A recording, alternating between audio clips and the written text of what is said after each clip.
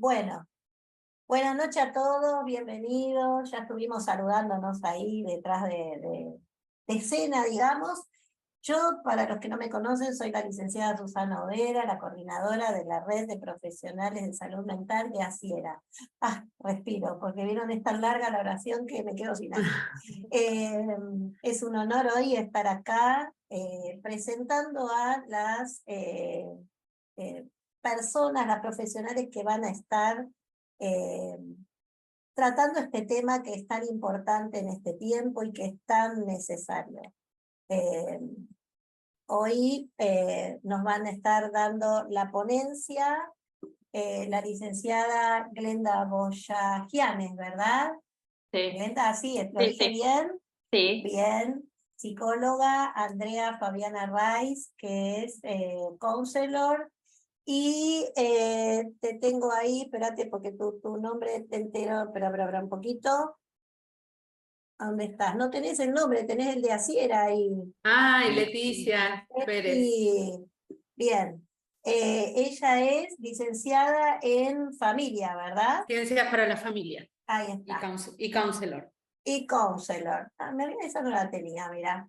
Bueno, ellas nos van a estar dando este tema tan importante. Presten atención. Hoy es una charla de concientización donde van a tener un montón de datos como para poder ustedes saber de qué se trata la violencia intrafamiliar y cómo prevenirla y cómo detectarla, y después ustedes estén atentos porque van a ver muchos Zoom que van a tratar sobre cosas que hoy puntualmente estén mencionándose acá, ¿sí? Y se van a empezar a desarrollar más exhaustivamente.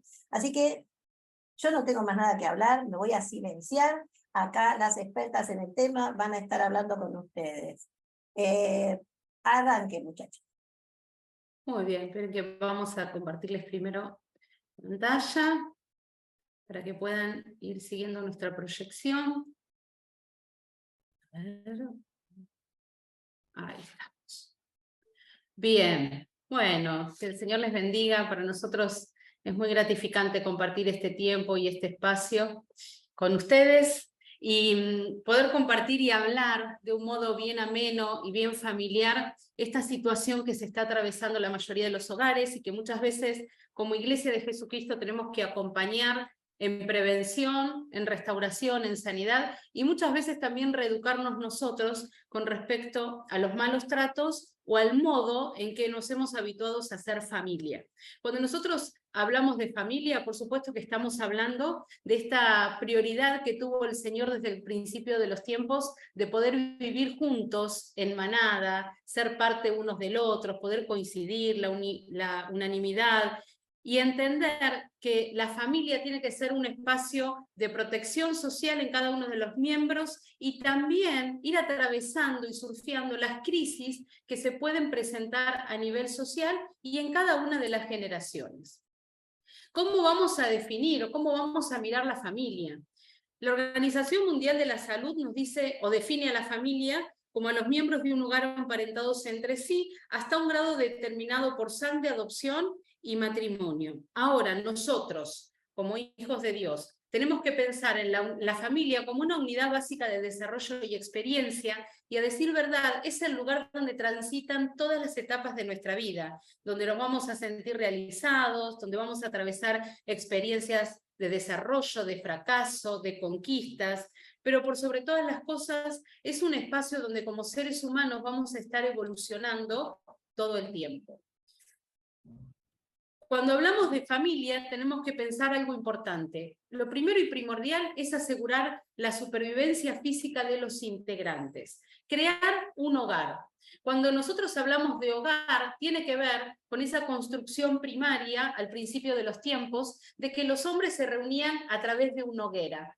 Y cada vez que un hombre, una mujer o un grupo quería irse a construir una tribu, una aldea o una agrupación distinta, se llevaban una antorcha encendida, porque las familias o los grupos supervivían, o la supervivencia estaba fundamentada alrededor del fuego. Había claridad, podían cocinar, prevención con respecto a los animales salvajes que los podía tocar, Por lo tanto, la familia tiene que ser un lugar de calor, un lugar de claridad, un lugar de abrigo, un lugar de pertenencia, un lugar donde nosotros podemos desarrollarnos en mejores condiciones. Y por otro lado, construye lo esencialmente del hombre. O sea, la familia es el espacio para socializar, para humanizar, y el lugar donde como seres humanos nos sentimos dignificados. Una familia funcional cuando provee el desarrollo adecuado de sus miembros, permite en cada uno que puedan crecer y desplegar sus individualidades, y por sobre todas las cosas cuando hay sentido de pertenencia. Cuando esto no se da, cuando esta función es carente, ahí sí podemos hablar de una familia disfuncional y vamos a hablar de situaciones donde el crecimiento es limitado, el desarrollo es limitado y hay situaciones de abandono. Por lo tanto, se van a crear ambientes donde el amor no es la forma de relacionarse, donde la cordialidad no va a ser el modo de relacionarse y no se van a poder generar vínculos sanos. Por lo tanto, cuando hay carencia de amor, de unidad, de vínculo, de una mirada en común, de un acompañamiento, de una potenciación hacia el desarrollo en cada uno de los individuos o los integrantes de la familia, vamos a encontrarnos con que comienza a ejercitarse la violencia o el maltrato dentro de la familia. Cuando nosotros hablamos de violencia intrafamiliar, estamos hablando de todo tipo de maltrato y violencia que se desarrolla dentro del ámbito familiar y con las figuras parentales. Por lo tanto, lo que nosotros tenemos que entender que puede darse dentro del encuadre doméstico o fuera de él. Y en este sentido, podemos decir que se ejercen vínculos de abuso y de maltrato, aunque nosotros creamos que hay vínculos parentales que habiliten a que esto se pueda realizar, ¿no? Y a veces los escuchamos en algunas entrevistas cuando dicen, le pego porque es mi hijo y es el modo en que lo quiero educar. Que haya una vincularidad, que haya un rol familiar, no habilita al modo de crianza abusiva o a través de maltrato. Ahora, los tipos de violencias más comunes, que los vamos a ir desarrollando luego en este taller, tienen lugar en la familia, no solamente del hombre hacia la mujer, como a veces creemos que es el grado mayor, sino que hoy por hoy estamos viendo muchos casos donde hay violencia de los hijos hacia los padres, de los padres en la crianza hacia los hijos y también en el desarrollo vincular entre hermanos. Por lo tanto, también tenemos que considerar la parentela, ¿no? La violencia que ejercen a través de los vínculos sanguíneos de los tíos, los abuelos, etcétera. Personas que también a veces están dentro del hogar y que pueden tener situaciones de maltrato.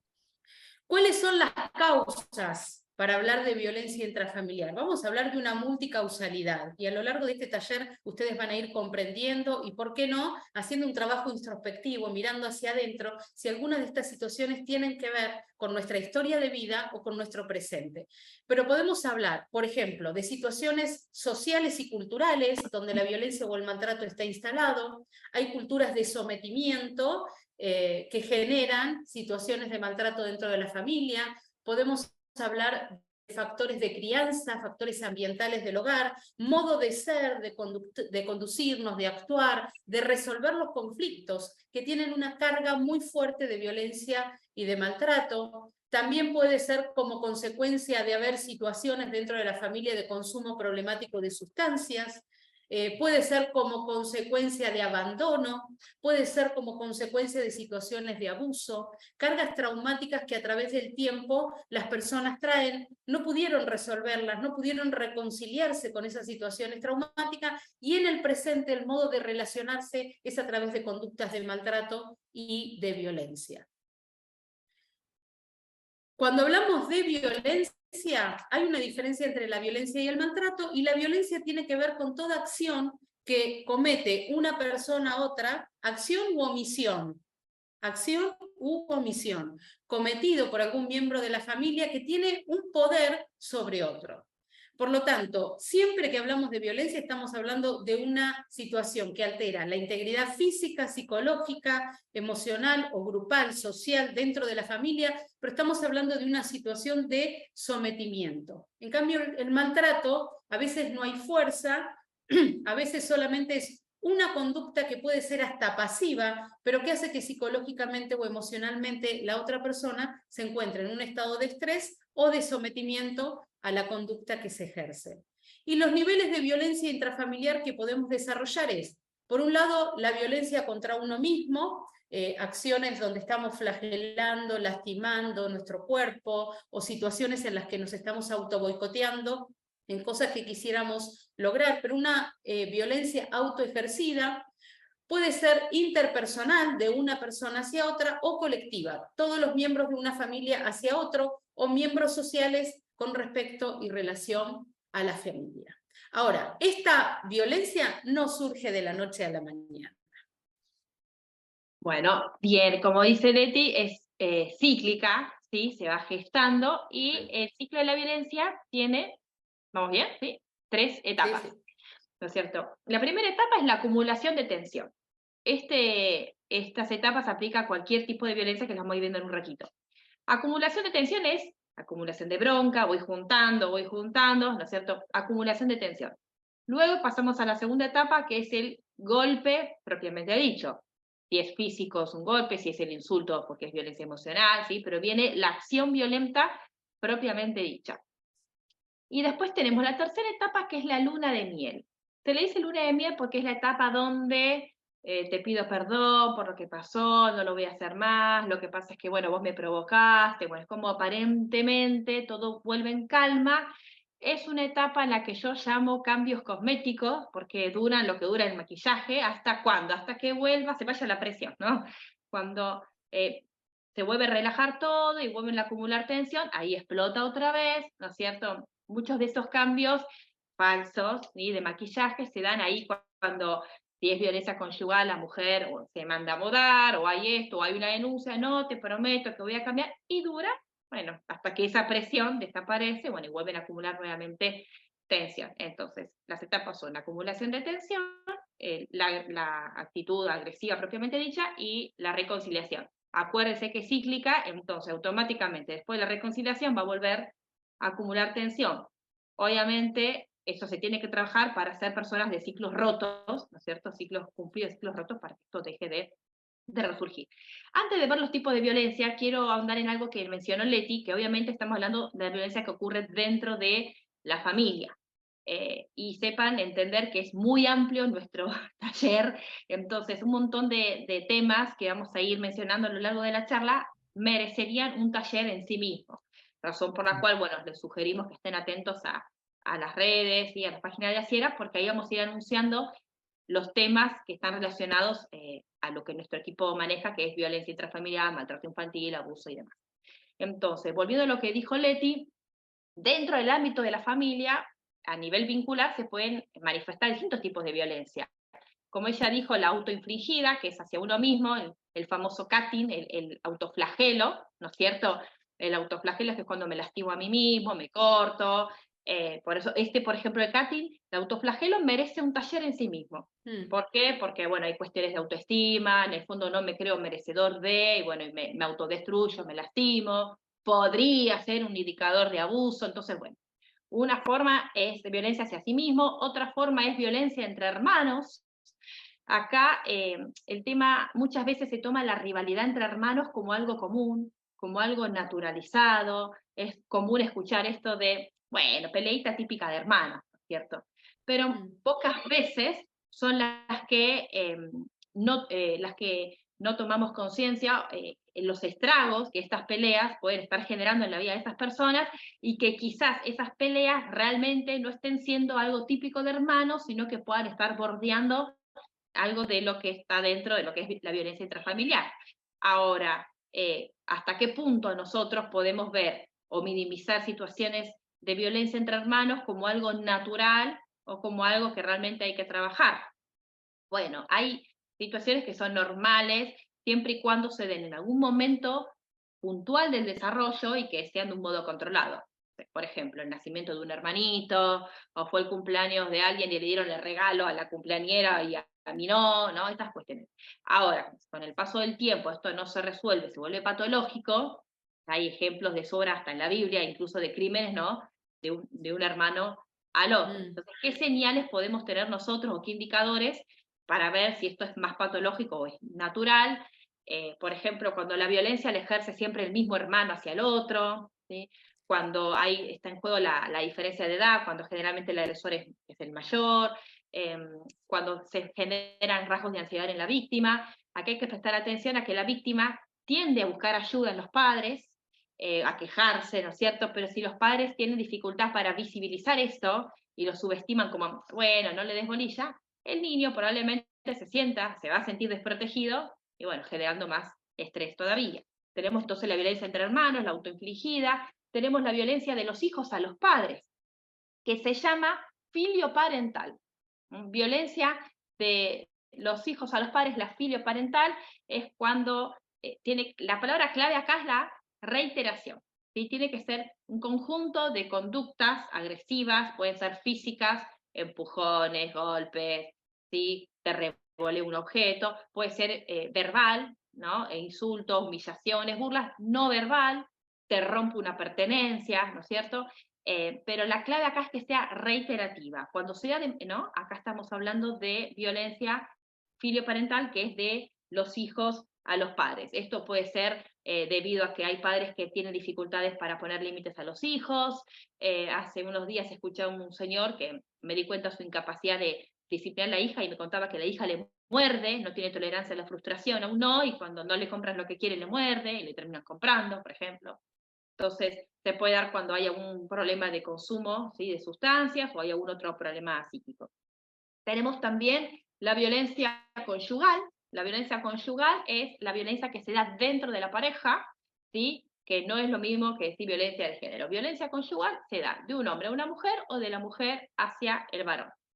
De hecho, yo fui testigo en un juicio de violencia donde la víctima era el esposo, ¿no es cierto? Entonces, la violencia conyugal, ni me pregunten cómo terminó el juicio.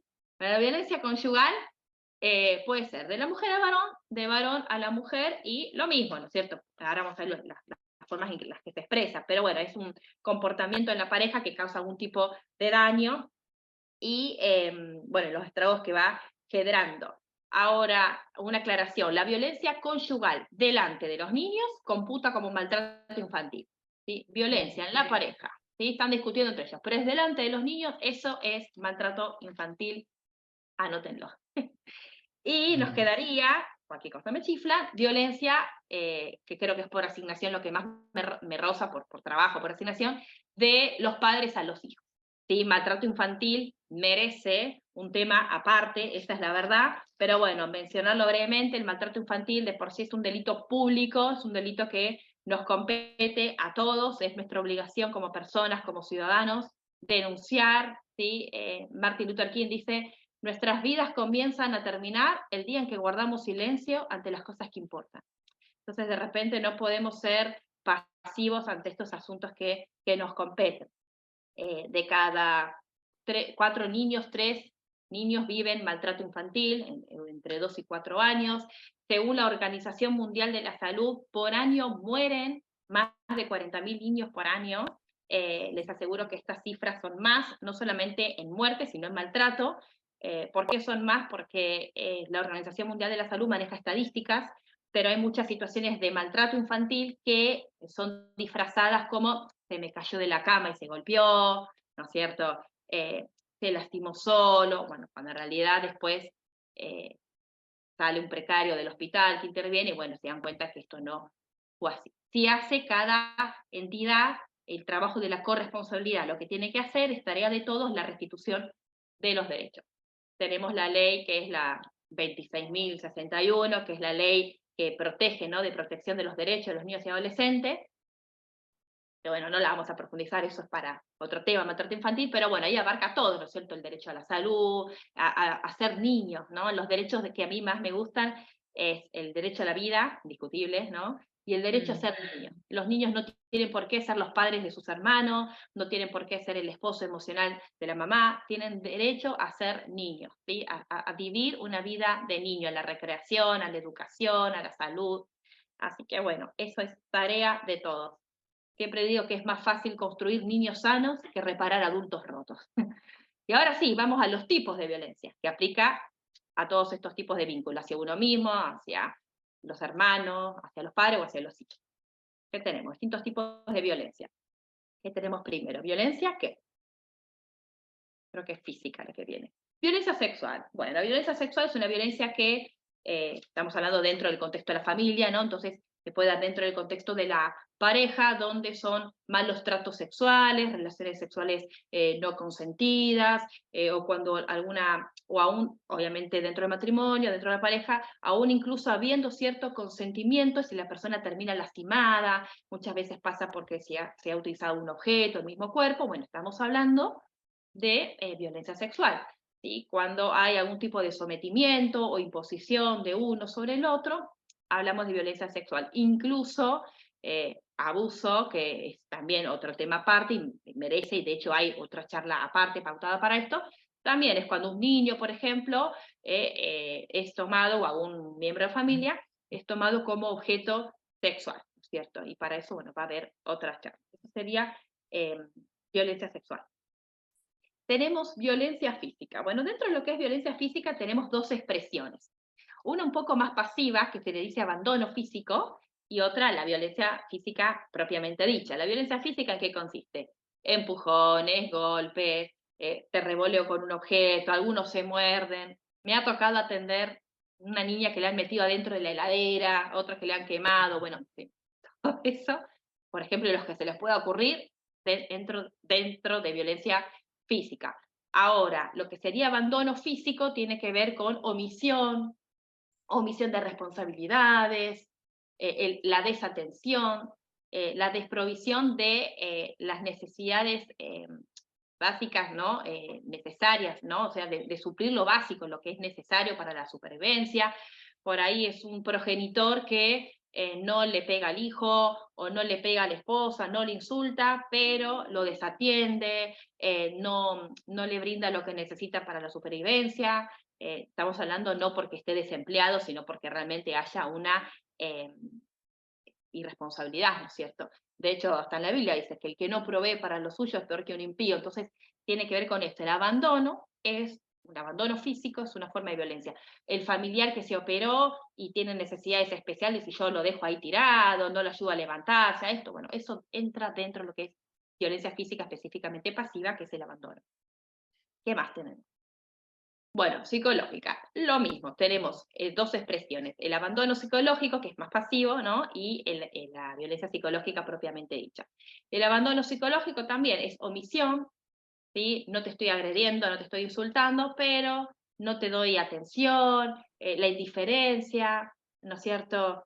Muy sutilmente la preferencia quizás de un hijo hacia otro, la falta de estimulación, del ánimo, de motivación, eso sería un abandono emocional. Y la violencia emocional o psicológica, ¿no? Propiamente dicha, tiene que ver con insultos, comparaciones, mira a tu hermano, mira esto, o comparar al cónyuge con otra persona, burlas, humillaciones, descalificaciones, pues la violencia psicológica. La económica un dato interesante es que es la violencia, el tipo de violencia que por ahí no deja evidencias, pero sus cifras son alarmantes porque en el ranking, digamos, de los tipos de violencia es prácticamente, lo lidera la violencia emocional y después viene la violencia económica y después la física. Pero entonces, ¿a qué voy? Que parece desapercibido, pero está casi liderando las expresiones de violencia, es cuando hay una especie de control en relación al dinero, a los gastos, un control de qué gastos estás teniendo, por qué gastaste en esto, o porque yo soy el proveedor, vos no podés tener injerencia en las decisiones que se tomen en la casa, en el hogar, cuando quizás la otra persona también trabaja o trabaja desde otra forma, al cuidado de los niños, sobre el mantenimiento del hogar, entonces es ese tipo de violencia. O te doy esta suma y con esto arreglate para todo lo que hay que hacer, y la verdad es que le dejan 10 pesos, ¿no es cierto? Y bueno, es una forma de violencia, o que la otra persona puede ser aplicado, ¿no? Al cualquiera, ¿no? Que lo ejerza, varón o mujer, no tenga conocimiento de cuáles son los ingresos reales económicos de la familia, bueno, todo eso son expresiones de violencia económica. Abandono, bueno, emocional y físico lo hemos dicho. Emocional, bueno, sí, todo lo psicológico, no lo psicológico. Y nos queda digital, es cuando la violencia se da a través de los medios de la tecnología, las redes sociales, los dispositivos, puede ser explícita, donde directamente se está insultando a la persona, hostigándola, peleándola, la violencia emocional que hablamos recién, bueno, pero por mensajito, y la siguen, ¿no? También un poco más implícita, donde se dedican posteos, bizarro, ¿no? Esta parte donde, nada, qué sé yo, estados de WhatsApp y demás, bueno, es una forma de violencia, ¿no es cierto? Se entiende a lo que voy, no que se dediquen a un posteo romántico precisamente, pero no, canciones o esto, bueno, cosas tiene que ver con eso. Autoinfligida, bueno, un poquito lo mencionamos, que es el cutting, cuando uno se autoflagela a sí mismo y demás, esto que habíamos hablado hace un ratito. Y la ambiental, que es la última, es cuando la violencia se ejerce hacia el ambiente. Es cuando el puño va a la mesa, cuando pega un portazo, cuando revolea un objeto, ¿no es cierto? Cuando la liga la mesa, estoy hablando, acá mando yo, bueno, todo eso es violencia ambiental, ¿sí? Cuando he atendido niños que sí, viste, por ahí ven que o rompieron cosas en la casa a partir de una discusión, bueno, eso es violencia ambiental. Profe, pregunta. Sí. ¿La violencia autoafligida de qué se trataba? Violencia autoinfligida es la violencia, auto es uno, es hacia la que es dirigida hacia uno mismo. Entonces, decíamos también que muchos de los temas que vamos a ver hoy merecen un taller aparte, de hecho está pautado, porque bueno, es más amplio, pero a grandes rasgos tiene que ver con la violencia hacia uno mismo, por distintas cuestiones de autoestima, no se creen merecedores de, entonces se autodestruyen, y podría tratarse de un indicador de abuso sexual. Bueno, muy bien, Glenn. Qué amplio. Cuántos temas, ¿no? Enriquecedores. Que nos dan indicadores, que nos ayudan a poder darnos cuenta, ¿no? Y ahí es donde podemos iniciar un cambio, pidiendo ayuda también, ¿no? Pero qué rico todo lo que estuvimos viendo hasta ahora. Yo voy a hablar de la característica ahora de la personalidad violenta. El maltratador o maltratadora utiliza la violencia con el fin de doblegar la voluntad de la víctima. No es un enfermo mental, el maltratador o la característica de la personalidad violenta se ejerce a través de la matriz de aprendizaje. Es algo aprendido, es algo social, cultural, ¿sí? Que viene con el patrón de conducta aprendido en su casa, ¿sí? Generalmente estos patrones de conducta comienzan en casa. Impone el aislamiento social de su entorno familiar. Estos son todos indicadores que podemos ir teniendo en cuenta para poder conocer el perfil de la persona violenta. Como les decía, que impone el aislamiento social de su entorno familiar como estrategia para romper la independencia y la autoestima de su pareja.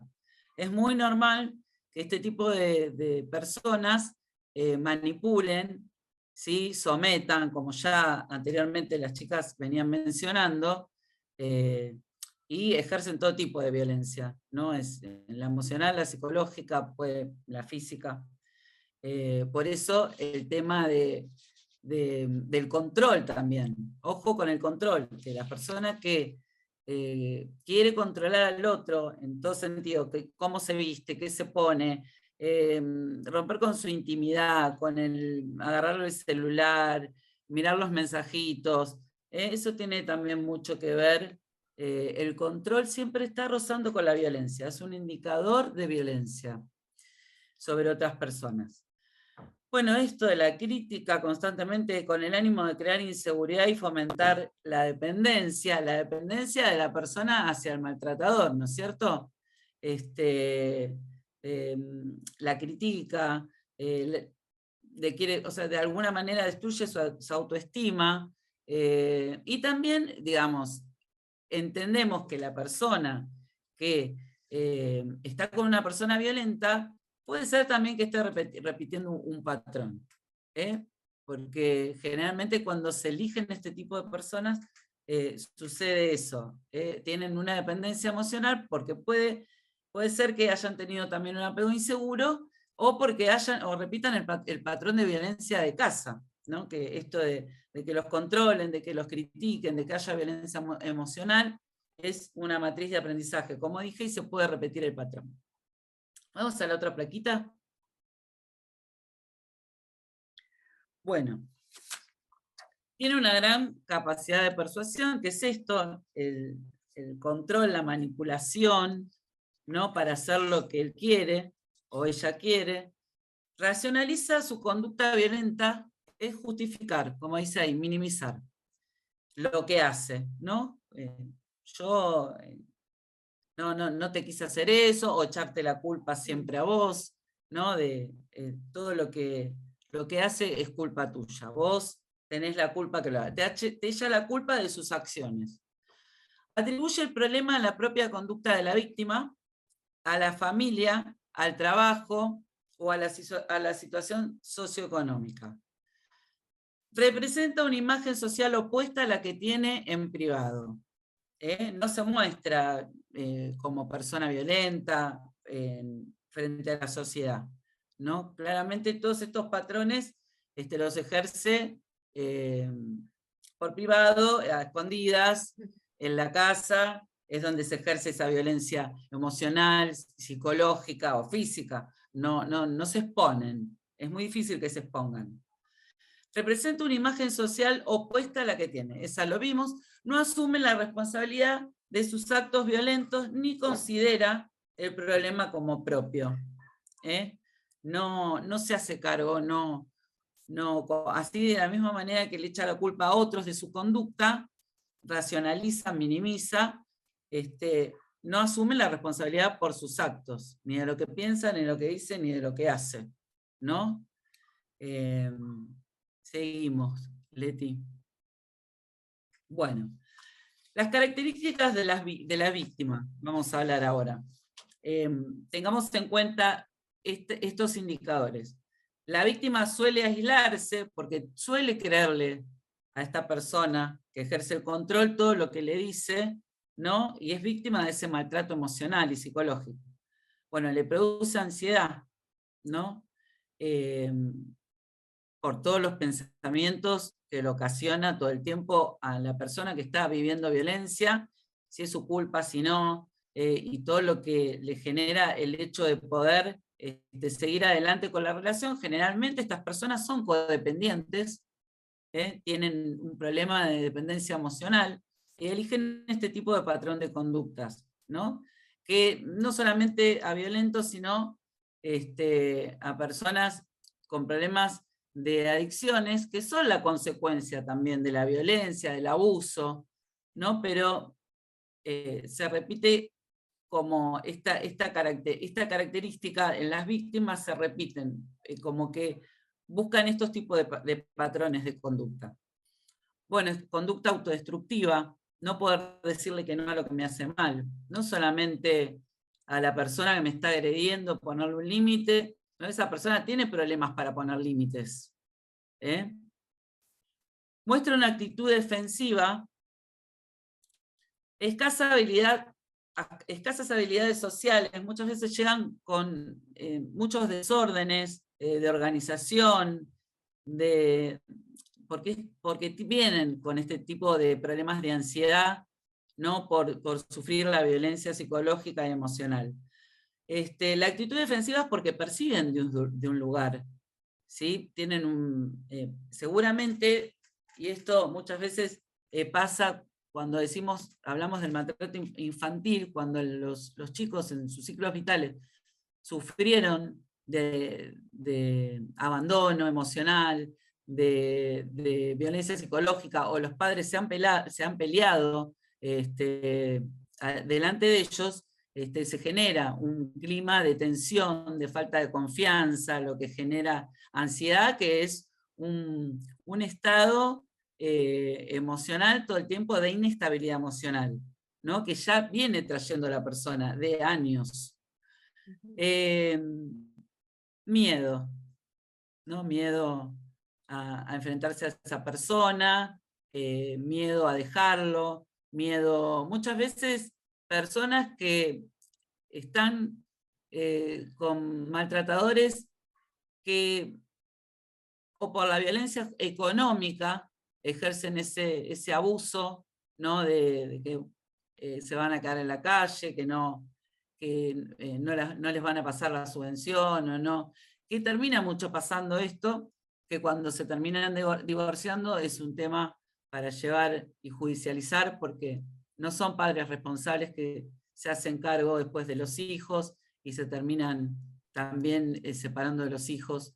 Así que bueno, estas son características. El estrés que genera la inestabilidad emocional, las crisis de ansiedades que pueden traer hasta trastornos de la personalidad, de la personalidad por ansiedad anticipatoria, y viene muchas veces con episodios de depresión o de ansiedad también, o de ataques de pánico, ¿no? ¿Cuántas veces escuchamos esto de los ataques de pánico? ¿Cómo lo estamos viendo tan seguido, ¿no? Esto del miedo y del miedo a la muerte que está escondido atrás de todas estas situaciones de violencia, ¿no? Y de todos estos tipos de violencia. Bueno, ya habíamos hablado de la depresión, el sometimiento, la subordinación, perdón, la dependencia. Todo esto lo expliqué. Asume la responsabilidad de los sucesos, muestra sentimientos de culpabilidad. Siempre se levanta como un mecanismo de negación, ¿no? De querer justificar al otro, no querer hablar del problema, no ver la realidad tal cual es. Eso le pasa mucho a la víctima, ¿sí? De no querer enfrentar la realidad y utilizar este mecanismo de defensa como una falsa creencia que le impide ver la verdad honestamente. Decir, esto me está pasando a mí, necesito ayuda. Estoy sufriendo violencia. Tengo que salir de esta relación enferma. Bueno, lo que trae desmotivación, ausencia de esperanza, por supuesto. Y la persona tiende a aislarse porque no quiere recibir, la persona si está rodeada de gente que se da cuenta, no quiere recibir, como le cuesta dejar esa dependencia que tiene con el maltratador, muchas veces piensa que va a cambiar y bueno, y no quiere escuchar lo que realmente necesita, ¿no? Que es pedir ayuda y que es dejar a esa persona y tratarse. Bueno, seguimos con la otra plaquita. Bien. La Organización Mundial de la Salud publicó últimamente que el 35% de las familias atraviesan situaciones de violencia. Y la verdad que la cifra es alarmante, porque estamos hablando que aproximadamente casi un 40% de la población hoy ha registrado, ha denunciado o ha podido confesar situaciones de violencia que se transitan dentro del hogar. Y leía un informe en estos días que se publicó en abril de este año, también por la Organización Mundial de la Salud, que dice que 3 de cada 4 niños sufren con regularidad castigos corporales. Entonces, fíjense que, aunque nosotros creemos que a veces tiene que ver con costumbres, con crianzas, con cultura, cada vez está más a nuestro alrededor naturalizado el modo de criar, el modo de vincularnos, el modo de amarnos y el modo de ser familia, por así decirlo, ¿no?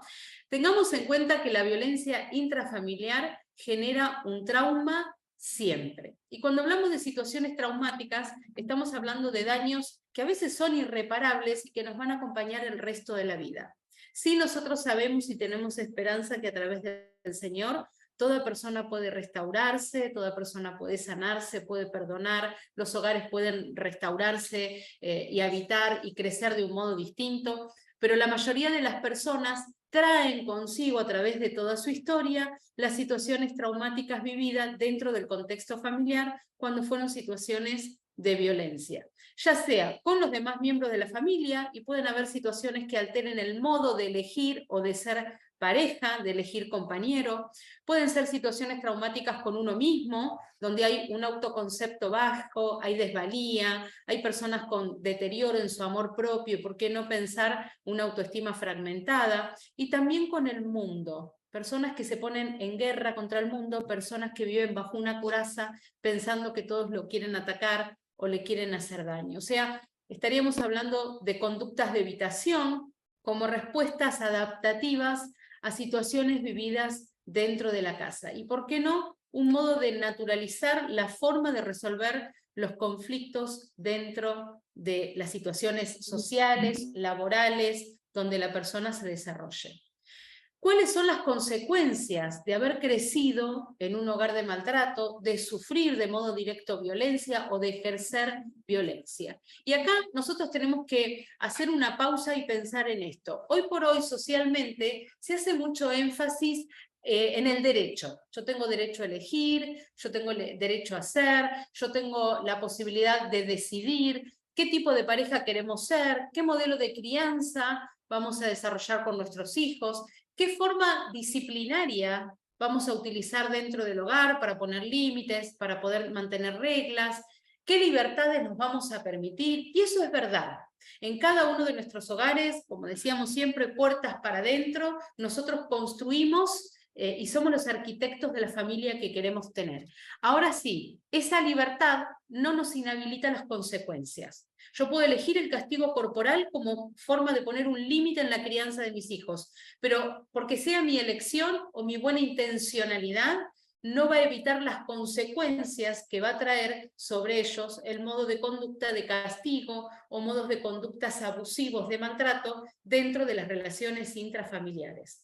¿Cuáles son las consecuencias? Son muchísimas, y cada vez que investigamos encontramos muchos más. Hay conductas agresivas de intolerancia, de falta de control de impulso, de personas que no tienen tolerancia a la frustración y que todo lo van a resolver de un modo violento. Cuando a mí me pusieron un límite de violencia y a través del golpe y a través del castigo me enseñaron que ahí yo tenía un límite, lo voy a hacer o para conseguir lo que quiero o para poner un límite a lo que me están haciendo o me está pasando. Modos incorrectos de vínculos afectivos. Hoy más que nunca estamos trabajando muchos casos de violencia en el noviazgo. Y estamos hablando a veces de adolescentes, de personas que recién están saliendo de la niñez, que están comenzando a involucrarse con el desarrollo de la vida adulta y ya tienen conflictos relacionales en sus etapas de noviazgo. Y no solamente estamos hablando de un modo incorrecto como poco ético, sino de maltrato, de sometimiento y de daños corporales y psíquicos hacia cada una de las parejas. Ahora, el modo aprendido es o hago una identificación con la víctima o hago una identificación con el maltratador. Termino repitiendo una u otra fórmula cuando crecí en un hogar de maltrato. La normalización de la violencia como un modo de responder a la autoridad y a las prácticas de valores. Si crecí con paternidades violentas, yo creo que el modo de ser autoridad es violento. Y como soy una persona que en este momento lidera o coordina una actividad o trabajo, lo utilizo como un modo de poner límite o plantar mi autoridad. Trastornos de conducta y aprendizaje, es muy importante tener en cuenta, en un momento las chicas mencionaron lo perjudicial que es crecer en un ambiente de violencia. A veces escucho mujeres decir, no, el problema lo tiene conmigo, pero a los chicos nunca les tocamos ni un pelo. Pero el crecer en un ambiente donde mamá y papá se gritan, se insultan, esto de la violencia ambiental y todas esas situaciones que a diario es cotidiano experimentar dentro de una casa, genera altos niveles de cortisol en el cerebro del niño, y el cortisol va comiendo las partes blandas, por lo tanto vamos a encontrar que al momento del aprendizaje, el niño va a presentar dificultades de comprender. ¿Por qué? Porque nosotros tenemos un cerebro emocional que predomina por sobre el cerebro racional. Y al momento del aprendizaje la emoción es tan fuerte, el estrés es tan fuerte, que la parte racional queda anulada y cuesta muchísimo más el aprendizaje. Ni hablar de las lesiones físicas, de las discapacidades que pueda quedar como consecuencia de haber vivido algún tipo de violencia dentro de la casa. Tener en cuenta que el dolor emocional es tan intenso como el dolor físico. A veces decimos, nunca me pegaron, pero las palabras marcaron tanto nuestra alma que derribaron en nosotros conceptos o generaron en nosotros conceptos que psíquicamente están muy establecidos y son dolorosos. Cuando vivimos una situación traumática, aunque haya sido en la primera etapa de nuestra infancia, el dolor se vive en presente continuo y nos atraviesa el resto de nuestra vida. Otra de las consecuencias es la tendencia al consumo problemático de sustancias como forma de escape, como modo de anestesiar el dolor, y también afecta a la salud mental. Recién Andrea mencionaba situaciones de estados depresivos, trastornos de ansiedad, problemáticas de autoestima, trastornos de alimentación, que en algún momento también Glenda lo mencionó, las autolesiones y los intentos o la ideación suicida. Todo esto es como consecuencia de haber crecido en un hogar. Y por último, ¿por qué no dejar de mencionar las conductas sociales? La fuga del hogar, no quiero vivir más acá y me voy, desaparezco, y conductas de riesgos propias o con terceros. La delincuencia y un montón de situaciones que los chicos comienzan a vivir como forma de escapar o de salirse de ese hogar de maltrato. Gracias, Leti.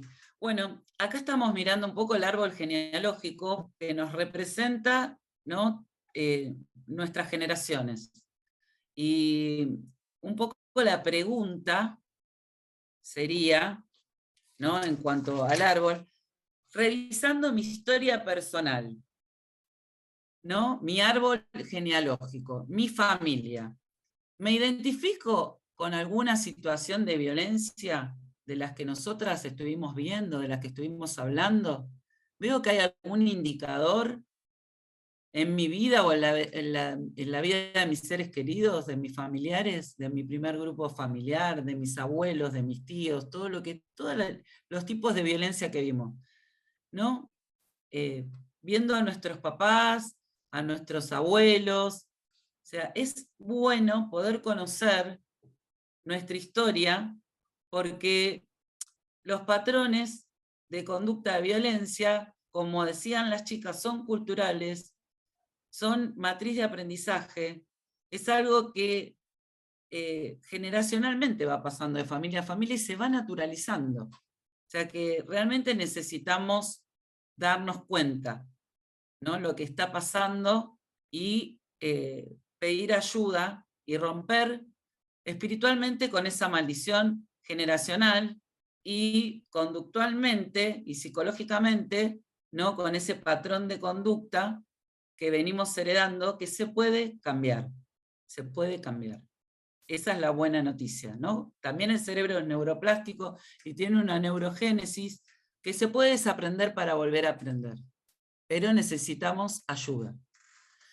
Bueno, ¿cuáles son las habilidades del consejero, no? Cuando llegan estos casos a la iglesia, cuando llegan estos casos, yo por ejemplo soy directora de un centro de asistencia a las adicciones y a las violencias, porque las consecuencias de las adicciones, como bien dijo Leticia, tienen que ver con los abusos, tienen que ver con la violencia que las personas pasaron. Muchos de esos chicos vienen por eso, por el abandono, por la orfandad, vienen con familias rotas, ¿sí? Vienen con apegos inseguros, que no han tenido una buena contención de amor, de vínculos en la casa, de comunicación, no estuvo la parte afectiva, y nos encontramos con estos casos. Bueno, ¿cómo los recibimos?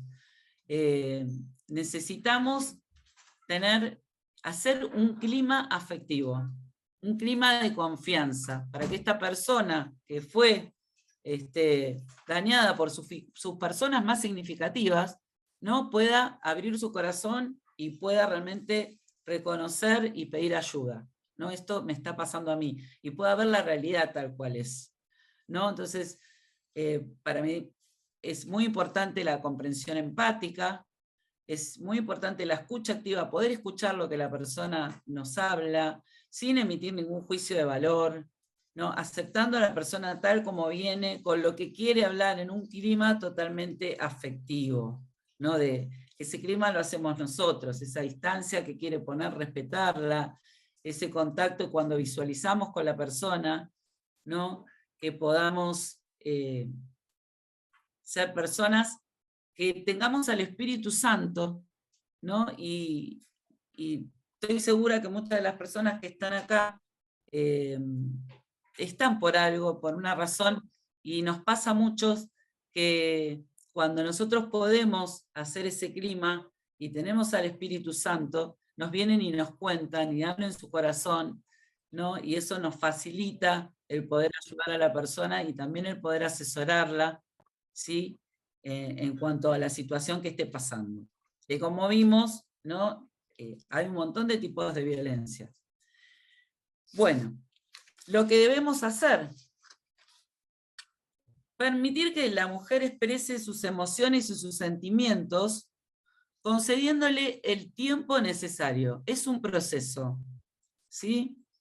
Poder entender que tal vez la persona no te vaya a contar todo en un momento, que se va a ir abriendo de a poco, ¿sí? Escucharla y sobre todas las cosas respetar lo que está trayendo, escucharlo con una comprensión empática, ¿no?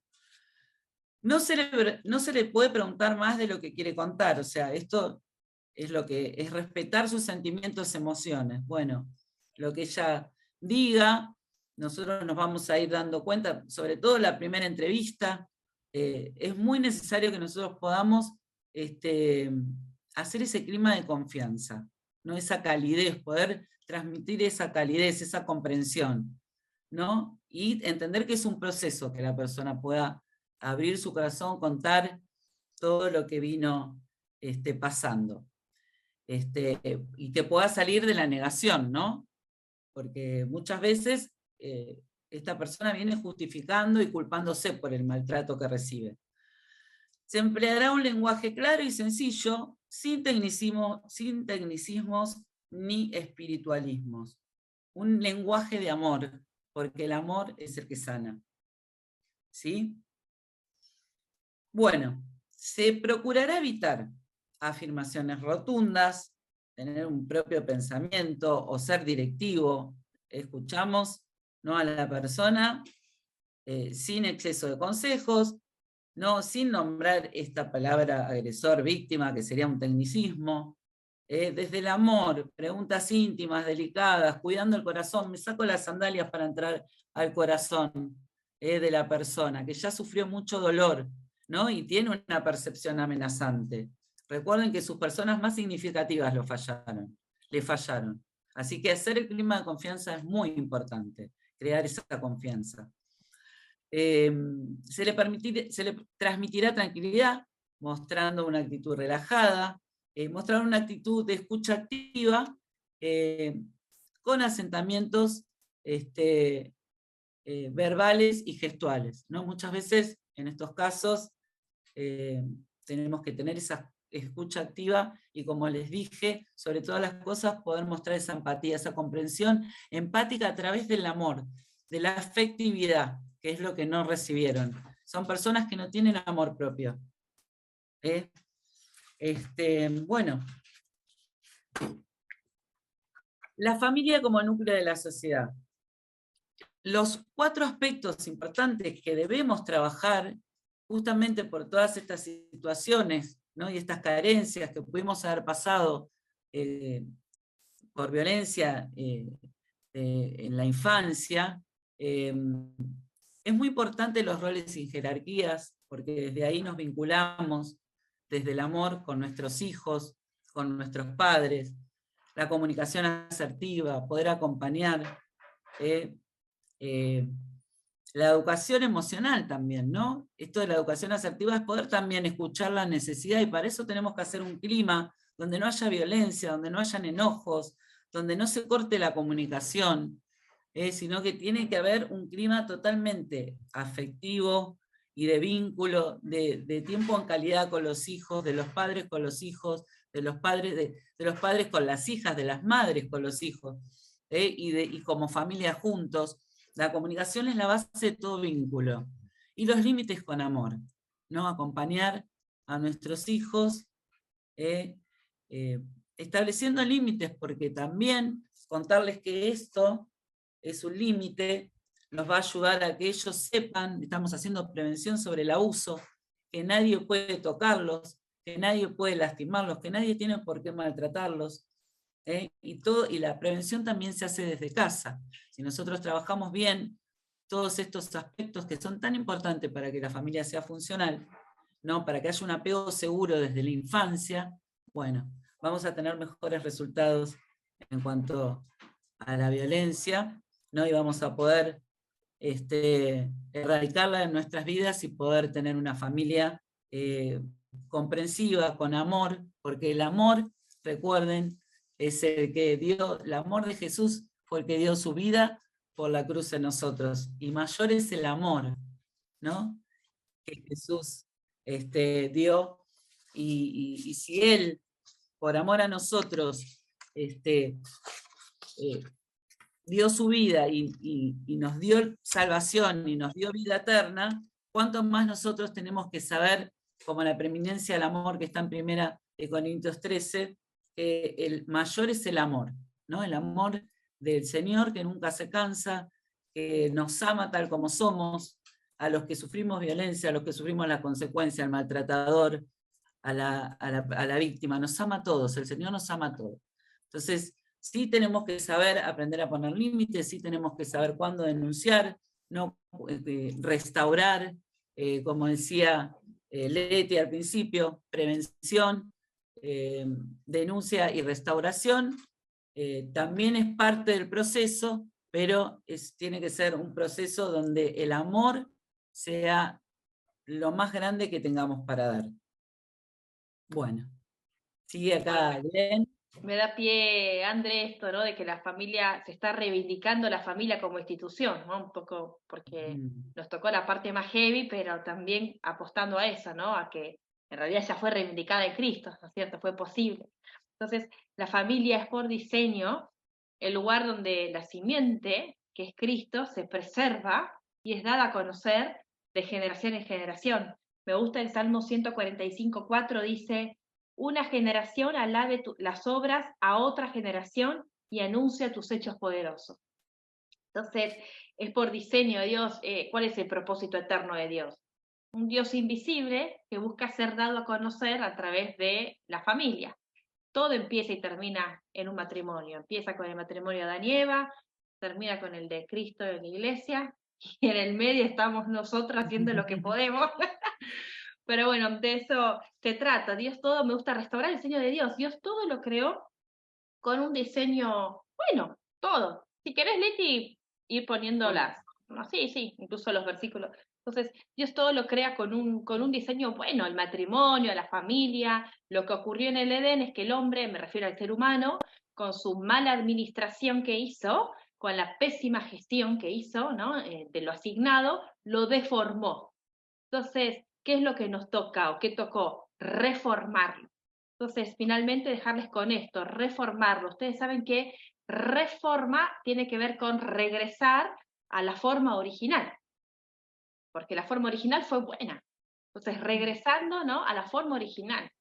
De hecho, reforma viene de reorma, de zapato, ¿vieron? Y esto alguien que esté más capacitado lo va a saber explicar mejor, pero hay una relación entre la F y la H. Reforma con F de reorma. Por ejemplo, en la tabla periódica, hierro se escribe con F, ¿no es cierto? Bueno, alguien que tenga ese tecnicismo lo va a saber manejar mejor, pero lo que voy es que reforma viene de reorma. Entonces tienes que ver, una horma de zapato es el molde, y es regresar todo, ¿no?, a su horma original, al diseño original que Dios tiene para con la familia. Y esa reforma, la buena noticia es que ya fue posible en Cristo. Acá hay dos versículos, el 1 Corintios 13, bueno, que lo mencionó André: 3 cosas durarán para siempre: la fe, la esperanza y el amor, y la mayor de las 3 es el amor. Saber que el amor no es una sustancia, es una persona, y es Cristo. Entonces, en una familia no necesitamos que se restaure el amor, porque Dios no necesita ser restaurado, Él es el bien supremo, es cuestión de que Él sea expresado, ¿no es cierto?, en esa familia. Y por último, el pasaje de Juan que dice: si se mantienen fieles a mis enseñanzas, serán realmente mis discípulos. Y me gusta esto, dice: y conocerán la verdad, y la verdad los hará libre. Conocerán la verdad, lo mismo, no es algo, es alguien, es Cristo, y en ese conocimiento real de Cristo va a estar la libertad para nosotros. Muchas gracias. Bueno, Qué interesante esto de volver a la forma original. Qué lindo, me gustó mucho eso. Bueno, llegó el tiempo de las preguntas. Ustedes pueden tener dos opciones. O ponen ahí una manito, en esos emoticones que tienen, ponen la manito y los vamos viendo y van abriendo, les pedimos que vayan abriendo los micrófonos, a los que levantan la mano los vamos a ir mencionando, o bien escriben las preguntas en el chat. Y vamos a responder una a una. Y lo que no sabemos se lo contamos la próxima. Lo vamos a averiguar. Pero seguramente va a tener respuestas de las dudas que tengan. Así que aprovechen ahora que tenemos este equipazo que puede dar respuestas a todas las preguntas que ustedes tengan y dudas que ustedes tengan. A ver, no sé, si ustedes chicas ven a alguien que levante la manito ahí, me avisan, que yo no, quizás no las veo. ¿Alguna pregunta tienen? Parece que fueron tan claras que no están surgiendo preguntas, parece. Ahí.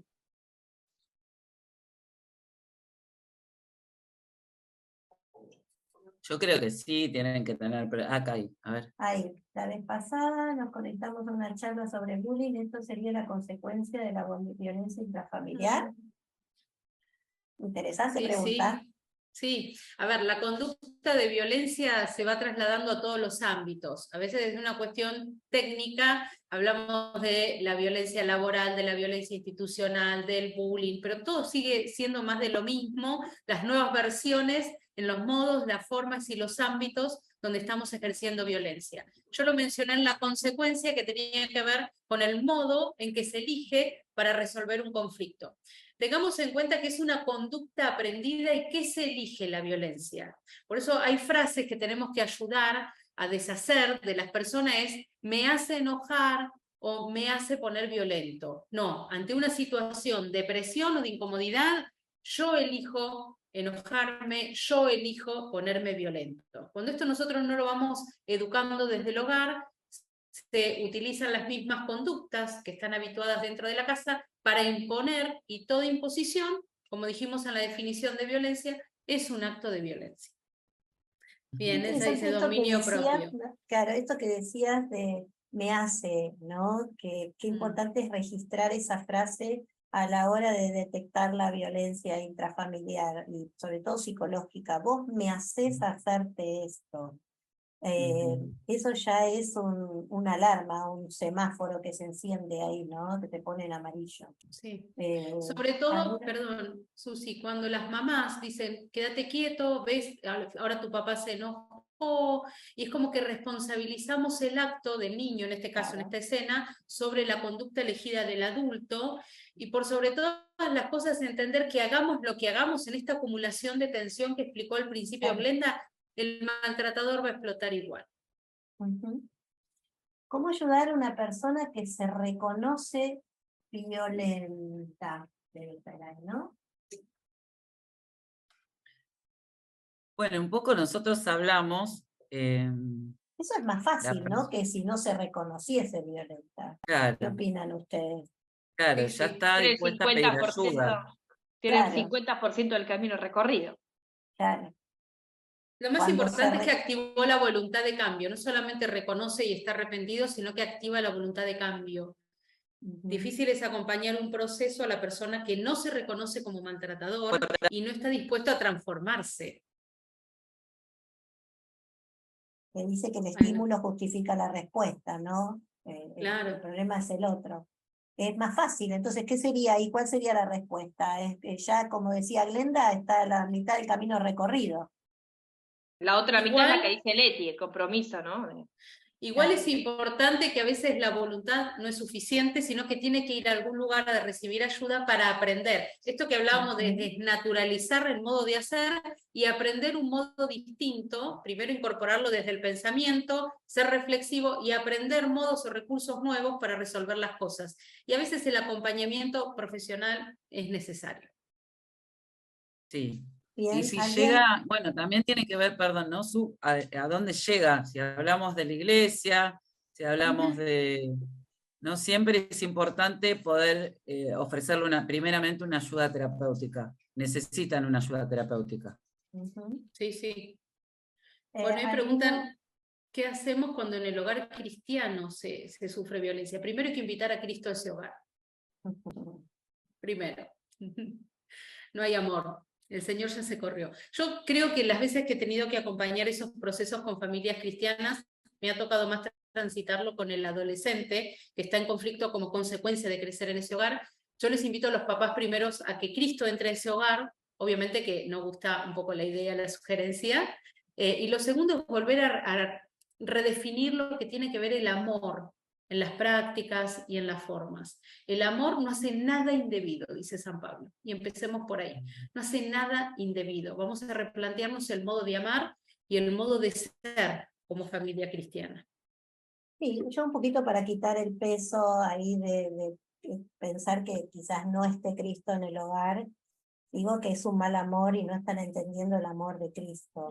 Y quizás ahí lo que tenemos que hacer es pensar que algunos, por más que seamos cristianos, hemos aprendido mal las cosas. Si no, muchos van a pensar que no son hijos de Dios porque incurrieron en esto. Y a veces uno es un hijo de Dios, pero comete estas torpezas y no entiende de qué se trata, o nadie le dijo esto está mal. Por eso es que está este espacio, ¿no? Por eso es que ustedes están creando conciencia y para que no genere esto culpa en las personas, sino que puedan saber que hay una salida, que pueden aprender y que pueden volver a ese amor que inventó Dios y que no hay una fórmula más perfecta que la que podemos encontrar en la Biblia y en el reino. Bien, ahí hay otra pregunta. ¿Cómo se debe sobrellevar una situación en la que un adolescente sufre de violencia? ¿Qué puedo aconsejarle cuando los padres no están abiertos a un cambio? Qué preguntón, chicas. Bueno, no están abiertos a un cambio, no sé si están en Cristo, sino esos padres. Acuérdense que el maltrato, la violencia a un niño, a un adolescente son delitos públicos, nos tenemos que deber a eso en la tarea de restituir los derechos vulnerados. ¿Sí? Si está pasando algún tipo de violencia, está siendo vulnerado en su derecho a la integridad, o psíquica, o física, ¿no es cierto? Entonces, en primer lugar es, bueno, justo están preguntando que no están abiertos a un cambio, agotar esas instancias para no llegar a un extremo. Porque siempre está el primer derecho que es vivir en familias, ¿no es cierto? Agotar esas instancias, que es lo más difícil. Es más fácil, aunque no lo crean, ir a hacer una denuncia, ¿sí? Que trabajar de ser una familia, reformatearla, ¿no es cierto? Y bueno, sacarles todo un chip para ponerle uno nuevo. Pero si no, bueno, es el trabajo de la corresponsabilidad. Tenemos que ser corresponsables en esa restitución de derechos. Si estoy en una escuela y soy docente y veo, advierto un indicador de violencia, si no lo puedo revertir hablando con los progenitores, va a denuncia. Y ahí automáticamente se deriva a las instituciones correspondientes, que es, por ejemplo, el Servicio Local de Promoción y Protección de los Derechos de los Niños y Adolescentes, y toman intervención con otro tipo de herramientas. Y a veces Jimena cuando tocan levanta la fondo mano. es cuando más fácil pueden salir, ¿no? Necesitan muchas familias tocar fondo para poder Sí. sanar. Sí, ¿quién levantó la mano? Jimena, Ay, Alicia. Desmuteate, Alicia. Desmuteate, Jimena Alicia. Martínez estaba primero. Jimena Estaba Martínez, Jimena ¿de dónde? primero, Susi. Bueno, a ver, ustedes que ven ahí más. ¿Se Jimena, escucha? ¿dónde anda? Sí, Acá sí. se escucha. Sí, ahí te veo. Bueno, primero felicitarlas porque la verdad que resumir en una hora todo lo que es el círculo de la violencia y todo lo que provoca, lo que se genera, es que lo hayan podido resumir, la verdad es maravilloso. Y segundo, más que pregunta, era más que nada poder compartir un testimonio. Yo como había escrito en el chat, trabajo en el centro de monitoreo, en las cámaras de seguridad del partido San Martín. Es impresionante la cantidad de llamados que recibimos por día. Son de cualquier tipo de violencia, de padres, de hijos hacia padres, de todo tipo. Sin ir más lejos, hoy hubo una donde está lleno de perimetrales y los agresores siguen entrando igualmente a las casas de las víctimas. Bueno, y lo que quería contar era cuando yo ingresé, que más o menos era unos 6 años, yo ingresé específicamente a monitorear casos con tobilleras electrónicas, en los casos más graves de violencia. Y yo trabajaba de 7 a 3 de la tarde. Y de 3 de la tarde en adelante lo vivía en mi casa. O sea, fui víctima durante 10 años. Y durante esos 10 años jamás pude, no podía hablar, no podía contar, nadie lo sabía. Y la verdad que fue terrible porque todo lo que dijeron es así. Una se siente incluso hasta con, no solo con miedo, sino con vergüenza de encima padecer todo eso, sabiendo que está mal y no poder separarse de alguna manera. Pero bueno, yo cada vez que lo cuento me emociono porque no me provoca hoy en día dolor, sino me emociona el hecho de dónde Dios me sacó. Y es la importancia de que Dios restaura. Eso quería dejar ese mensaje, ¿no? Porque es verdad, uno tiene que hacer su parte. Yo, por ejemplo, en 10 años nunca pude denunciar, es importante hacer la denuncia, pero bueno, está en cada persona, ¿no? En poder hacerlo o no. Pero cómo el Señor restaura vidas. Quería más que nada recalcar eso. Fueron obviamente 10 años muy duros, pero hoy en día, la verdad que, como decían ustedes recién, a veces hay que tocar fondo para llegar a los pies de Cristo, ¿no? Y bueno, que con Jesús no hay nada imposible. Gracias, Jimena, por tu confianza y por la valentía de contar este testimonio que a mí me gusta particularmente mucho este tiempo, el tiempo en el que el ida y vuelta, porque uno se enriquece muchísimo, y esto no lo hubiésemos sabido si no estuviera este espacio. Gracias, Jimena.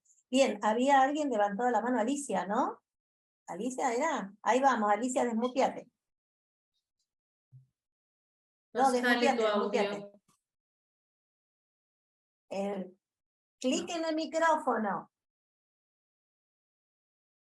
El micrófono. Ahí está. Ahí está, ahora sí, ahí está. Disculpen, no me había dado cuenta. Bueno, no, yo tengo un caso de una familia, los papás están separados y tienen tiempo compartido con el niño. Es un niño de 3 añitos y el tiempo que está con su papá, se descubrió ahora que el niño había sido violado y maltratado físicamente. Bueno, por supuesto la mamá hizo la denuncia, y bueno, le hicieron, ¿cómo se dice? Cuando no se puede acercar. La perimetral. Una perimetral, perfecto, al papá. Pero el otro día vuelve la mamá porque aparentemente le iban a devolver esa autoridad al papá de poder compartir otra vez ese tiempo con el niño. Entonces como que la mamá estaba desesperada y uno ya realmente que si no obra la justicia no sabemos, no sé de qué manera uno puede ayudar en este caso. Se puede renovar la perimetral todas las veces que sea necesario y eso Claro. lo tiene que hacer el abogado que acompañe a esa mamá. Porque tiene que haber pericias que evidencien que hay un cambio, que hay una transformación en esa persona. Así que no, tiene que volver a renovar perimetral. Ajá, perfecto. Y a la mamá porque, sí, acompañarla en un proceso terapéutico también, ¿no? Sí, ella sí. está con psicólogo, con psiquiatra, el nene, todo bien, incluso en la iglesia también, contención, pero el tema es que estaba desesperada por ese motivo, que, bueno, el papá me parece que no es cristiano, la mamá sí, y por eso es el problema, ¿no? Que se ha originado, y bueno, y el niño le hicieron en cámara Gesell para que él contara lo que le contó a la mamá, y no habla, no cuenta en cámara Gesell el nene, pero sí le cuenta a la mamá de lo que sufrió. O sea que también ahí es como que un poquito las autoridades se basan en eso, un poquito como para permitirle el acceso al papá de tener otra vez ese contacto con el niño. En cámara GESEL, de todos modos, con niños le pueden hacer algunas preguntas, pero lo manejan distinto, los hacen jugar, los hacen dibujar, entonces, por más que en relato no lo pongan en palabras, de hecho el descargo de los niños es distinto, es por dibujo, y se ven, te digo porque trabajo con eso, es increíble cómo se ven los indicadores de abuso simplemente en un dibujo libre que un niño quiso realizar, por ejemplo. Entonces, en eso, que se queden tranquilos. Igual, si ella tiene que tener un abogado asignado, puede apelar, pueden pedir que se revean las medidas. Seguramente hay un servicio local interviniendo, entonces tiene que estar haciendo un seguimiento, ver si este hombre fue rehabilitado o no. Las revinculaciones se hacen de a poco y siempre la ley 26.061 tiene lo que se llama el interés superior del niño. Quiere decir que por encima de todos los intereses, lo que nos interesa es superiormente, ¿no?, al niño. Entonces, si el niño incluso no se siente preparado, no quiere verlo, se tiene que respetar esa voluntad. Bien, Perfecto. gracias, Alicia. Bueno, muchas gracias. Si no cesa la violencia en un hogar cristiano, se puede optar por un divorcio. No sé si es pregunta, supongo que sí, faltaría el signo ahí, pero bueno. Depende, eso es muy personal, me parece, ¿no? Sí, pero igual, sí. Yo leí una No sé qué exégesis No de... estoy viendo la pregunta. Yo leí Si una no cesa la violencia en un exégesis... hogar cristiano, se puede optar por el divorcio. Digo, bueno, eso es muy personal, pero también si hay un riesgo en la persona, claro está, hay que Yo creo que el límite es ese, la el riesgo de exclusión del vida. hogar, claro. Sí, sí. Además, nosotros como profesionales tenemos que ordenar si tenemos conocimiento de eso, cuando hay ya la violencia es persistente, tenemos que hacer nosotros la denuncia o ordenar la exclusión del hogar. Y eso ya va más allá de los principios cristianos, porque, bueno, ahí sí es como decía Leti, ¿no? Ya no hay mucho cristianismo cuando la cosa está que excede y hay mucho riesgo de vida. Ahí tenemos que proteger a las personas, más que el vínculo de casados. ¿Cómo se podría organizar desde la iglesia una contención para las víctimas de violencia? Hay muchas iglesias, ¿no?, que contestan a eso. Sí, hay grupos dentro de las iglesias, porque la violencia, como bien estamos hablando, es la consecuencia. Por ejemplo, nosotros que estamos trabajando con asistencia, tenemos un centro integral de asistencia a la comunidad, ¿no?, que también lo hicimos con la iglesia y y atendemos personas con problemas de adicciones y violencia, porque una cosa es una de las consecuencias, la violencia de las adicciones, no las adicciones de la violencia, ¿sí? O sea, toda consecuencia, toda carencia de amor, todo trauma, toda violencia psicológica es lo que lleva a la persona a consumir, a hacerse dependiente de una sustancia. Entonces, bueno, de esta manera también nosotros trabajamos de la misma manera, hábitos, conductas y desarrollo personal, por ejemplo, bueno, en programación trabajamos de esa manera. Y vienen chicos con problemas alimenticios, vienen igual. No trabajamos solamente adicciones, sustancias, porque las adicciones no tienen solamente que ver con la sustancia, tienen que ver con la ingestión, tienen que ver con lo conductual, hay conductas de todo tipo. También tenemos que este es otro tema, que lleva a otro Ya taller. lo hablamos el otro día, adicciones, sí, y creo que ustedes tienen prontito para dar. Quería comentarles que, quería comentarles que en noviembre va a estar la charla de maltrato y abuso infantil, así que estén atentos a la red de Asiera, que allí nosotros vamos a estar haciendo las promociones. ¿Sí? Cada 15 días tenemos charlas diferentes. ¿Adicciones cuándo está, Andrea? El 15 de septiembre. Ahí está. Vamos a ver, ustedes van a ir viendo todas las publicaciones y está bastante linkeado, ¿no? Como vos decías, esto de las adicciones también con la violencia intrafamiliar. Sí. ¿Alguna? ¿Sí? Rocío está levantando la mano y Evelyn. Bueno, ahí, bárbaro que los veo, yo no las vi, mira. Rocío, ¿quién va primero? A ver, Rocío estaba Rocío. primero, haciendo fila. ahí está, Rocío. Ahí está, hola. No sé si me escuchan. Sí, sí. Para.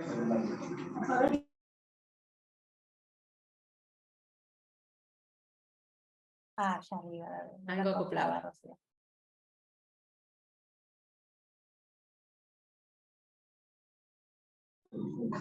Ahí está. No sé si ahora se escucha bien. Perfecto. Te escuchamos. Bueno, no, primero nada, quería agradecerles por esto que hacen, que está buenísimo. Bueno, mi nombre es Rocío, como dice.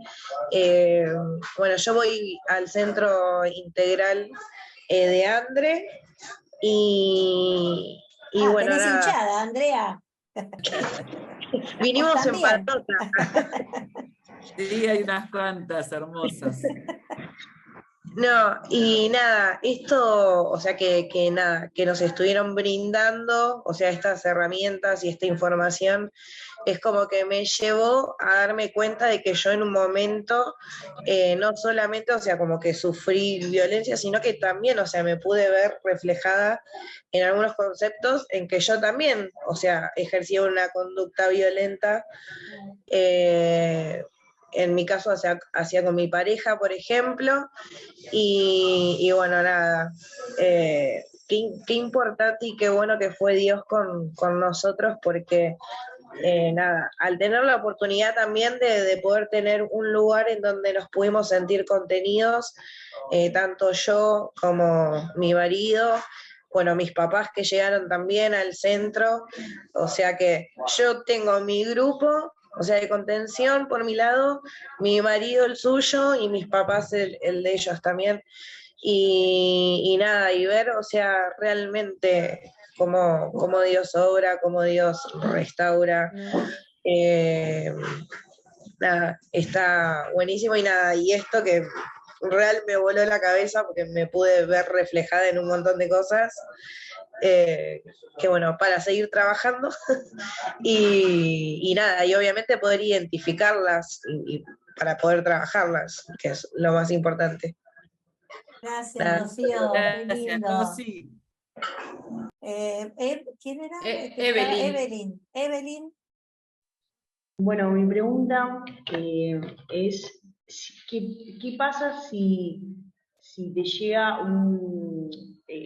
¿cómo es? Una familia que sufre violencia actualmente y vos sos pastor, tu rol como pastor, hasta dónde llega ese límite, si tenés que ejecutar la denuncia, o sea, cómo trabajar con la víctima y el victimario dentro de la iglesia? Más que nada es eso. No sé si te ofrece bien.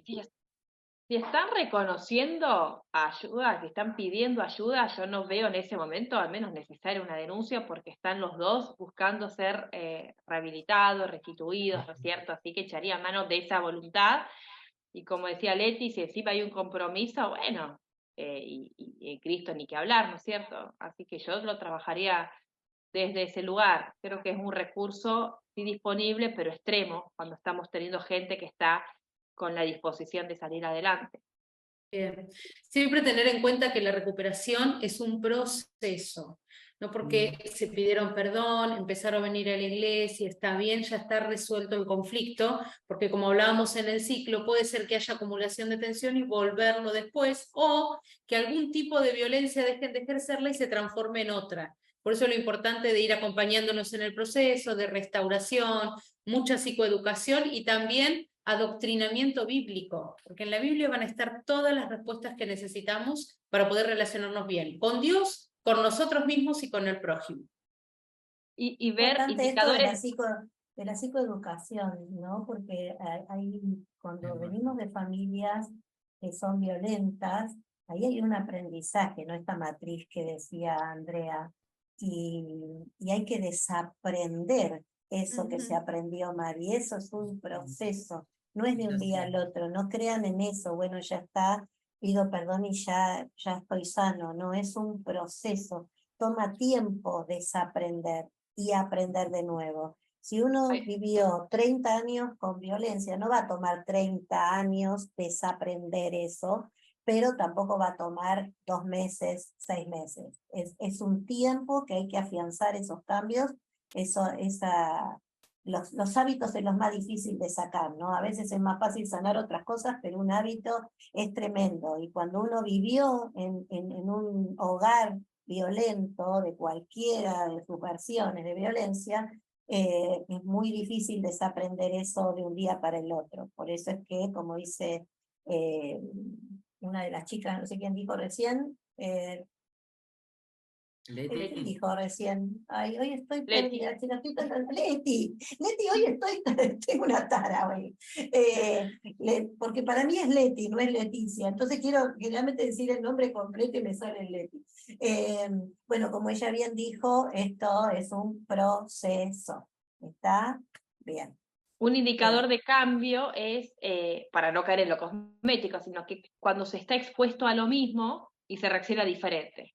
Es fácil no reaccionar cuando todo va bien, bueno, pero un cambio real, genuino, 2 indicadores. Cuando se está expuesto a lo mismo, que en otro momento se reaccionaba con violencia y ahora reacciona distinto, y cuando ese cambio se sostiene en el tiempo. Claro, la consolidación de ese cambio, ¿no? Me encanta esto del arreglo cosmético.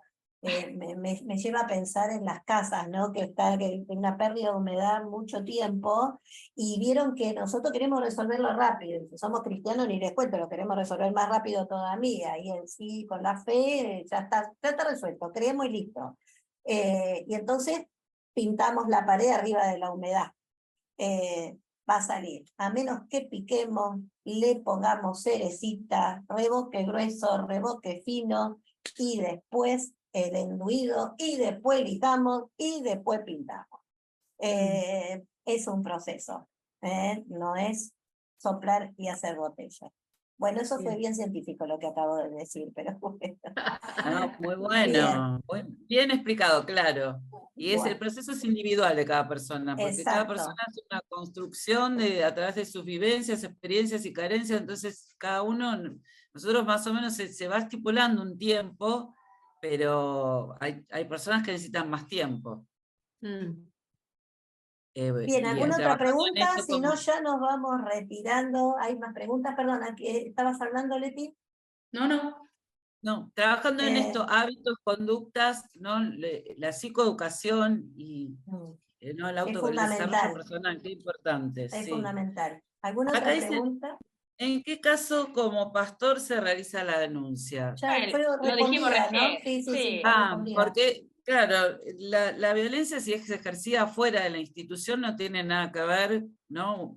La pareja, el matrimonio, la persona que está pasando violencia puede venir a pedir ayuda, pero la denuncia la tiene que hacer el que está pasando violencia. Tal cual. Entonces podemos Solo acompañar. un detalle con respecto a eso, por situaciones que me ha tocado ver, cuando hay perimetral y la persona está dentro de la iglesia, claro. El que tiene la perimetral, nosotros tenemos que estar alerta que no debe ingresar a la misma reunión si la víctima está dentro de la iglesia. Como para decir víctima y victimario, ¿no? En eso sí tenemos que tener cuidado. De la iglesia. Sí, en eso sí tenemos que tener cuidado y ser responsables. Qué bueno que lo aclaraste. Muy bueno. Bien, ¿alguna otra pregunta? Si no, ya nos vamos yendo y nos vemos en 15 con otro tema. Bueno, fue un gusto estar acá, los bendigo porque han sido valientes en estar en este Zoom, donde es un tema, como digo siempre, álgido, pero tan necesario. Bueno, ahí nos están diciendo muchas gracias, un gusto, bendiciones. Ya no es el momento de que nos miman, chicas. Así que también voy a esperar un ratito para que nos sigan mimando, lo voy a seguir leyendo, ahí me quedo acá. Me iba a ir, pero ahora me quedo. Dice, gracias por tanta información y enseñanza, muchas gracias, bendiciones. Gracias, son lo más. Ay, me encantó, mirá, me quedo un rato más, chicos, sigan escribiendo cosas lindas. Bueno, muchas gracias por el tiempo compartido. Ha sido de mucha bendición, que Dios los bendiga, muchísimas gracias, realmente muy interesante, Dios los bendiga, que lo siga utilizando como herramienta. muy necesario, bendiciones, gracias por todo, gracias por las enseñanzas, y escriben tan rápido que se me va. Gracias por las enseñanzas, las herramientas, muchas gracias, muy bueno, muy claro. Ay, estoy con los mismos, estoy excelente, muchas gracias, fue de mucha bendición para mi vida, muchas gracias, una bendición recibir información y herramientas, gracias, gracias. Ay, me voy llena, me voy contenta porque la red de profesionales está haciendo una gran diferencia en las personas y en los corazones, en las vidas y en las iglesias. Así que estoy feliz porque, chicas, hoy tarea cumplida. Amén. Dios los bendiga a todos. Nos vemos la próxima.